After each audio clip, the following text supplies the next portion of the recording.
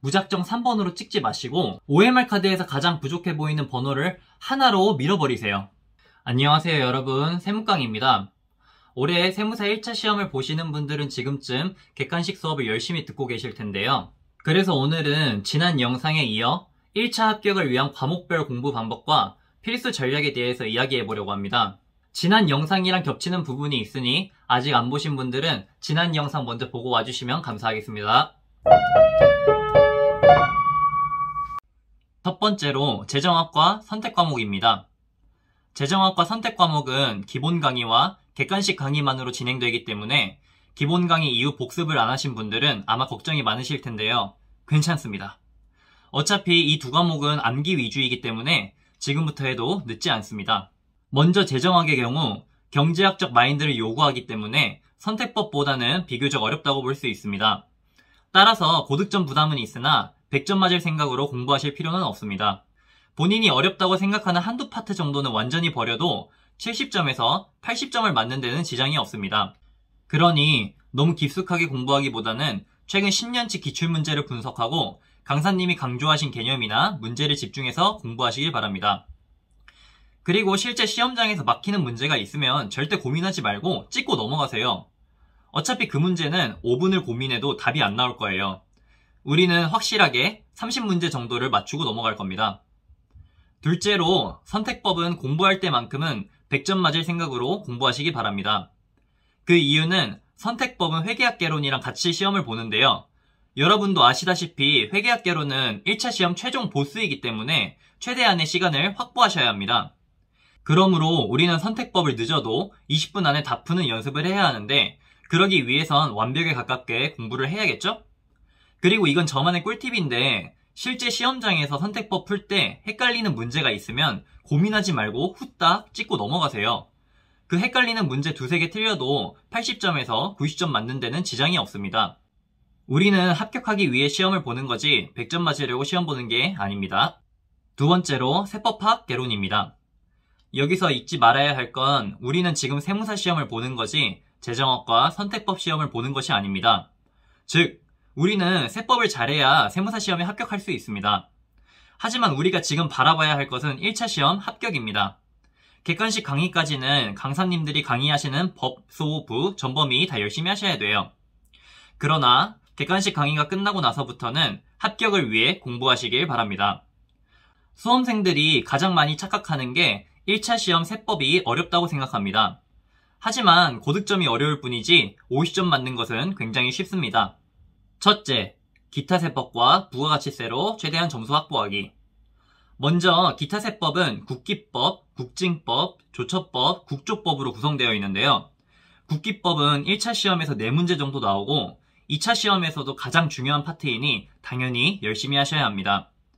국징법이랑 조처법은 내용이 상당히 적으나 국징법 4문제, 조처법 2문제 정도가 나오기 때문에 다 맞는다는 생각으로 공부를 하셔야 합니다.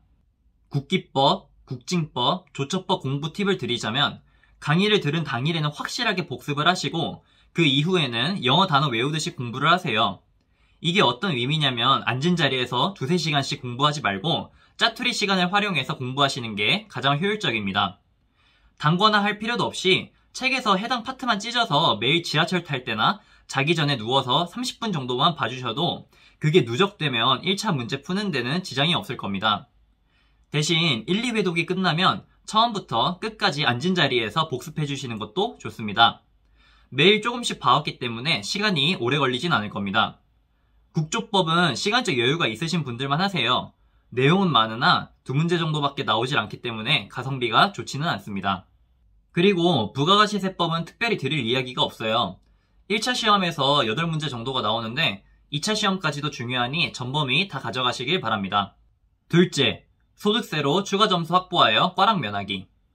방금 말씀드린 기타세법이랑 부가가치세법 2개만으로 꽈락을 면하면 좋지만 그건 현실적으로 힘들고 소득세에서 추가 점수를 확보하셔야 합니다.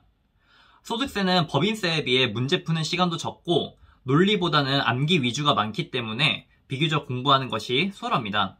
따라서 이자, 배당, 근로, 연금, 기타, 퇴직소득과 소득공제까지는 최대한 가져가시되 그 외에 사업소득이나 양도소득, 세액공제 등은 시간적 여유가 되시는 분들만 공부하시길 바랍니다.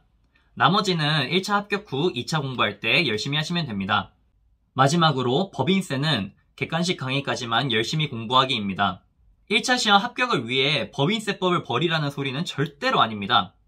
하지만 공부해보시면 알겠지만 학원에서 법인세 강의하는 시간이 소득세, 부가가치세, 기타 세법 강의하는 시간 합친 것보다 맞먹거나 오히려 더 많습니다. 그렇지만 시험에서는 겨우 10문제밖에 나오질 않아요.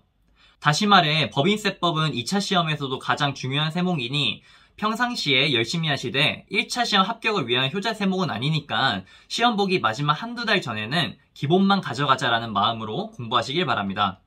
마지막으로 회계학개론입니다. 회계학개론은 재무가 25문제, 원가가 15문제 정도 나오는데요. 먼저 재무회계 공부할 때는 분계 위주로 공부하시길 바랍니다. 하나하나 분계를 하다 보면 실제 시험장에서 시간이 부족할 것 같은데 절대 그렇지 않습니다.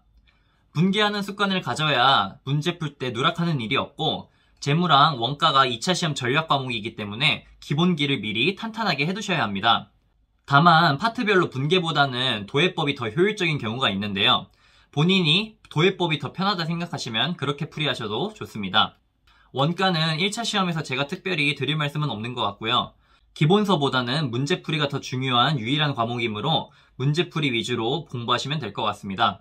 둘째, 가져가기로 마음먹은 파트는 확실하게 공부하기. 아마 대부분의 수험생들은 회계학개론을 완벽하게 공부하지 못할 거예요.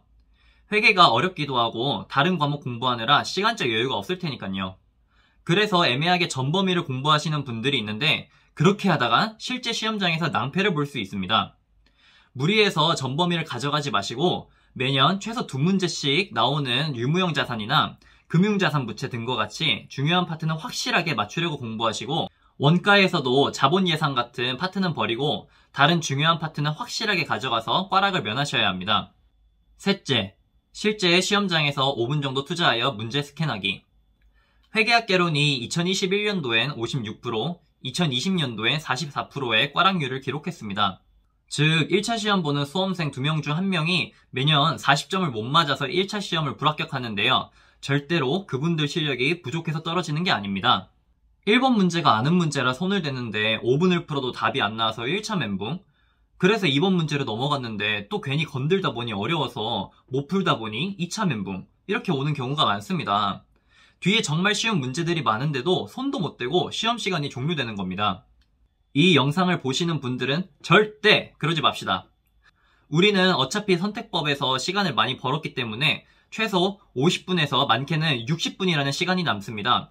그러니 우리 딱 5분만 투자해서 회계학개론 1번부터 40번 문제까지 스캔을 하고 본인이 빨리 풀 수 있는 문제는 동그라미, 풀 수는 있으나 시간이 조금 걸릴 것 같은 문제는 세모, 못 풀 것 같은 문제는 X표를 먼저 쳐놓으시고 동그라미 친 문제만 얼른 먼저 푸세요. 그렇게만 해도 미친 난이도가 아닌 이상 꽈락은 무조건 넘길 수 있습니다. 세무사 시험은 실력도 중요하지만 그날의 컨디션과 운도 상당히 중요합니다. 그러니 컨디션 관리는 꾸준히 잘 하시고 문제를 다 풀고 나서 못 푼 문제를 찍을 때 무작정 3번으로 찍지 마시고 OMR 카드에서 가장 부족해 보이는 번호를 하나로 밀어버리세요. 이건 세무사 시험뿐만 아니라 다른 시험에서도 마찬가지입니다. 오늘 제가 소개해드린 공부 방법과 필수 전략은 초보 수험생 분들을 위해 도움을 드리는 영상입니다. 따라서 1차 시험을 여러 번 보신 분들은 본인만의 전략이 있을 테니 제 영상은 참고용으로만 보셨으면 좋겠습니다. 이제 1차 시험까지 4개월 정도 남았는데요. 결코 적은 시간이 아니니까 이 4개월을 잘 활용하여 1차 시험에 합격하길 기원하겠습니다. 오늘도 시청해주셔서 너무 감사합니다. 그럼 안녕!